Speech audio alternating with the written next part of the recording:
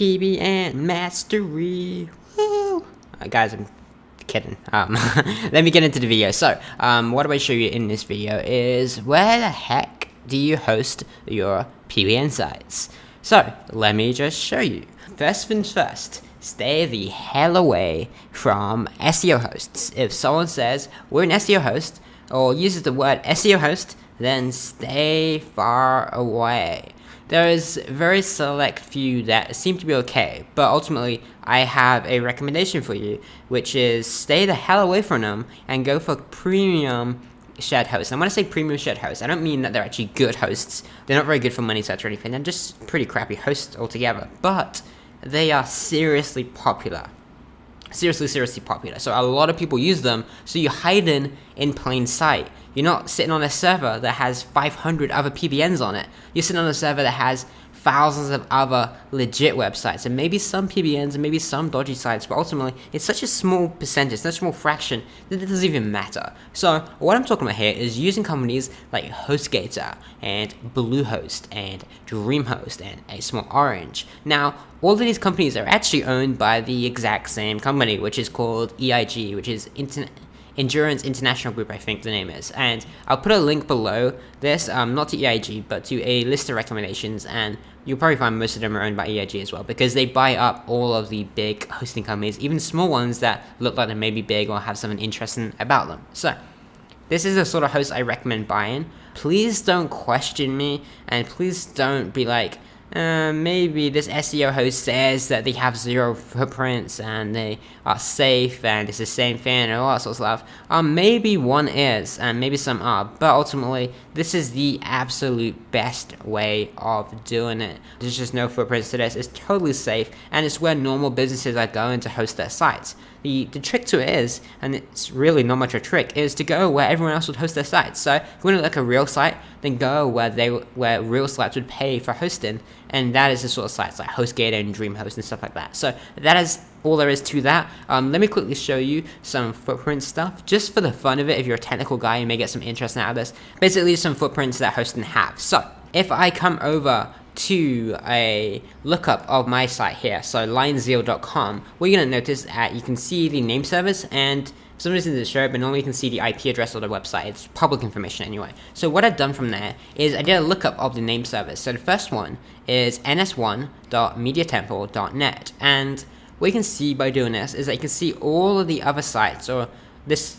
tool doesn't allow you to see all of them, but it allows you to see a whole bunch of them that are using the exact same name service. So you can scroll through here and see all these different sites here that are on those exact same name service. Now, what is the big deal about this? Well, it means that this is entirely public information. So if you're using an SEO host, and it gives you name service that other people are using that are also using it for PBNs and stuff, then you're on a name servers that are full of them. Now, obviously, if you're on a big host, some of the sites on there are going to be spammy and stuff like that, but most of them aren't. So when you look through this name service here, maybe some of them are spammy. These ones sound kind of weird, like 1000elves.com. I have no idea what it's about. 1000elves.com, whatever that is about. But there's going to be a lot of legit websites in here, so you're hiding in plain sight with all of these legit sites.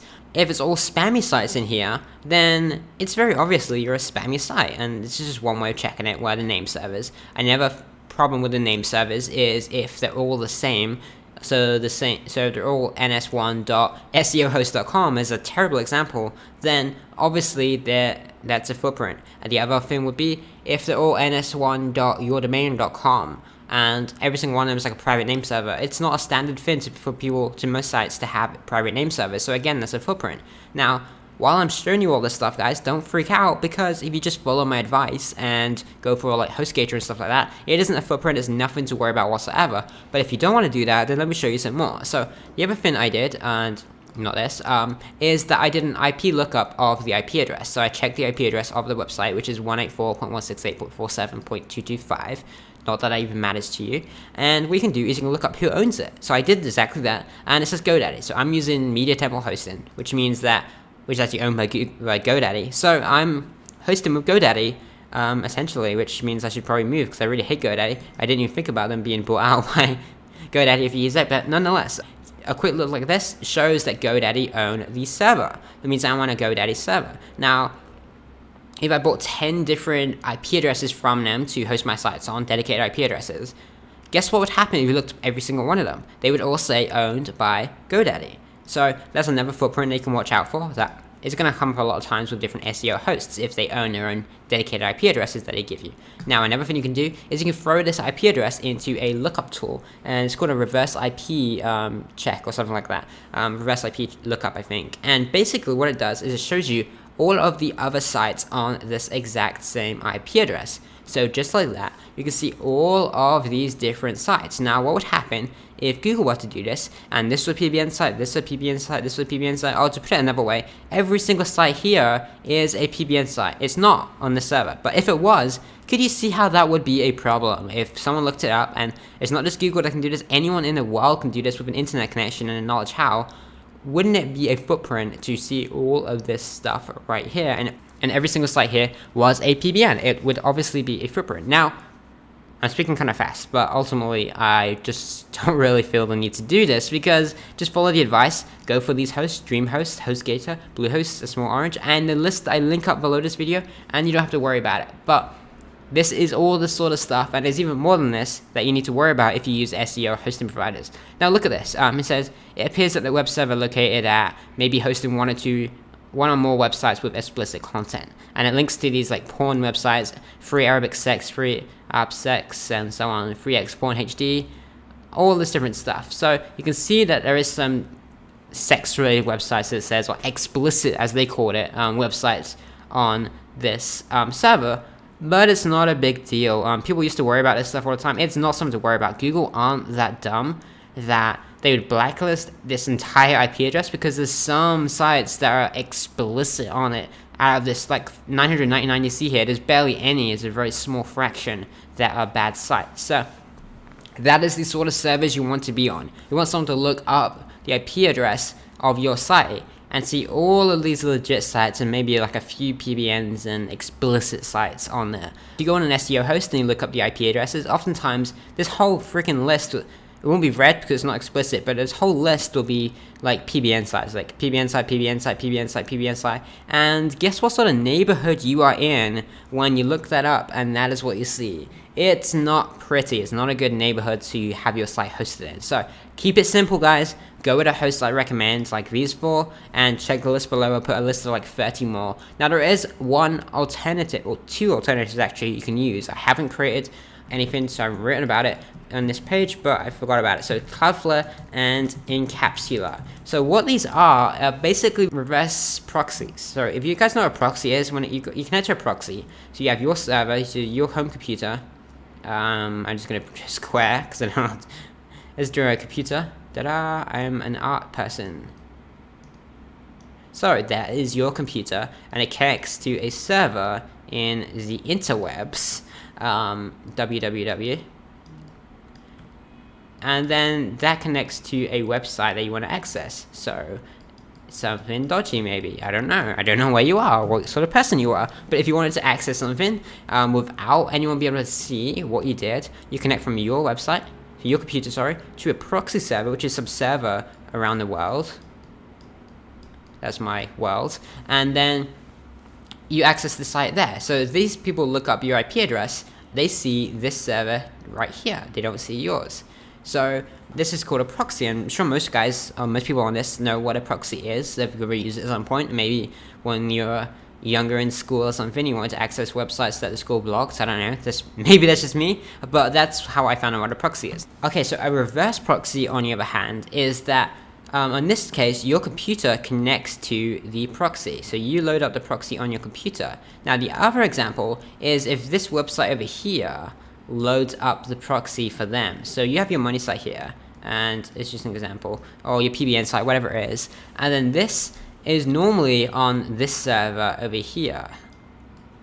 It's normally on this little server over here, but you have a service like Cloudflare or Encapsula that masks it. So what really looks up, well, someone looks up your site here, it's actually on a Cloudflare IP address. So when someone looks it up, it's owned by Cloudflare. So when someone connects into your site, they are connecting. So this is you. this is you, I can't remember doing it again, and you connect to this site over here, which is a copy basically hosted on Cloudflare. So you're connected to Cloudflare, and then Cloudflare connects to your actual server where it's hosted. I'm probably overcomplicating this even more than I need to, but the simple answer is that your computer connects to a Cloudflare server which connects to your website. Your computer never sees your server here. There's never a connection between your computer and the server here. It doesn't happen because it's doing a reverse of this. So rather than you connected to the server, rather than you connected to the proxy then connected to the other site, this connects to the proxy and you connect to the proxy but never see this side of it, if I'm making any sense whatsoever right now. But that's really the simple look at it. So Cloudflare and a capture, they're basically reverse proxies. So reverse. It would be easier if I just wrote this rather than scribbling it like this. Proxy. And using these services, you can mask basically what your server is. So you can have one HostGator account with 2 separate sites in it as an example. One of them is using HostGator name servers and stuff. The other is powered through Cloudflare. And basically you put it on your normal server, but then you power up through Cloudflare. And then people connect to your site, they go through Cloudflare like this, and they never see the server that it's on. They have no idea it's on a HostGator server, they just know that it's using Cloudflare. That's all they can see is a reverse proxy. So that is one additional way of getting more out of your hosting by having zero footprint and without clustering it. You can just have some on Cloudflare, some on Encapsulate. Now I recommend doing this on a very, very, very small portion of your network. Very small. I in the past advised a maximum of 20%. I'd say even less than that, depending on how big your network is ultimately. But do this on a small portion of your network. Use like these hosts we recommended before, HostGator, Bluehost, and all that mostly. But that is another option. So what I'm gonna do, just in case you're curious, I'm gonna link up my posts, my articles, my guides, whatever they are, below this video on how to set up Cloudflare, how to set up Encapsulator, and I'll give a better explanation of these and explain the footprints and stuff like that. So I'm going to link them up below so you can download them and so you can read through them and see how this works. But that's basically the understanding of it. If you use these, you can use the exact same hosting. You can use your HostGator host over here, and Google can't see that it's HostGator. They can just see that it's Cloudflare. That's all they can see because Cloudflare is proxying it, Cloudflare is masking it, same with Encapsulator, the exact same sort of services. They mask the server that's actually hosting the site and stick them all on their server instead. So hope that helps a little bit. Check out the post below this. But ultimately, that is my hosting suggestion. Stick to HostGator, Bluehost, and these reputable hosts. I put a list below. You can download it of 30 reputable hosts that you can try out. Check that out, enjoy, and I'll see you in the next videos.